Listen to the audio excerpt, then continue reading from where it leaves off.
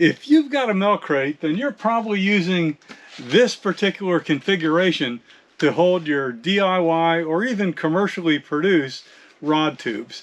And I'm here to tell you that that's the wrong way to do it, even in open water. Think about this. This is going to sit behind your seat like that with your rods all sticking straight up in the air like that. So what happens when a fish runs around the back of your kayak? Now you got to work your fish up and down over all these 6 or 7 foot rods, and that, my friend, is a losing proposition. You'll lose your fish, your rods are going to get tangled, because there's one thing that's true about anything associated with fishing and kayaks, is that if it can go wrong, it will, and if it can tangle, you can count on it. So that's why I don't like this configuration for a kayak.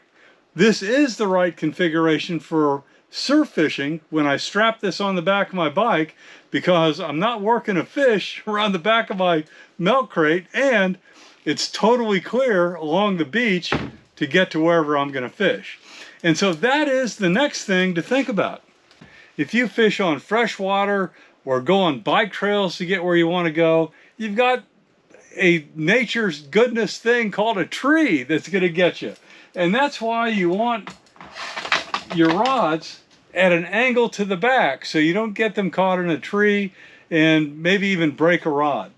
So that is why I like to do it this way for either the kayak, even in open water, or freshwater streams and things like that. Now, if you've got a fly rod, there's a little bit of a difference. On a spin rod, the reel is up here. On a fly rod, the reel is back here. So when you're creating these do-it-yourself tubes, you need to make sure you take that into account and not try and stick a fly rod up here in the top, because it'll just fall out. So now, what is the best way to attach these?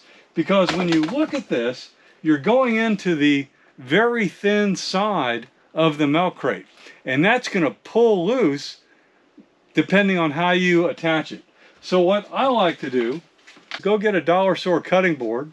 I guess it's $1.25 now, and I'll cut pieces, and I'll put one on the inside and one on the outside, and that works especially well for your rod tubes. Now, you don't have to put a piece on the outside, because the PVC is going to provide that firm grip, but on the inside you definitely don't want your bolts to pull out.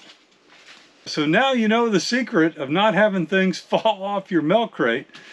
Even water bottle holders can be attached. Anything can be attached, as long as you have the proper bracing to protect the very thin and fragile sides of the typical milk crate you're going to buy in Walmart or someplace else.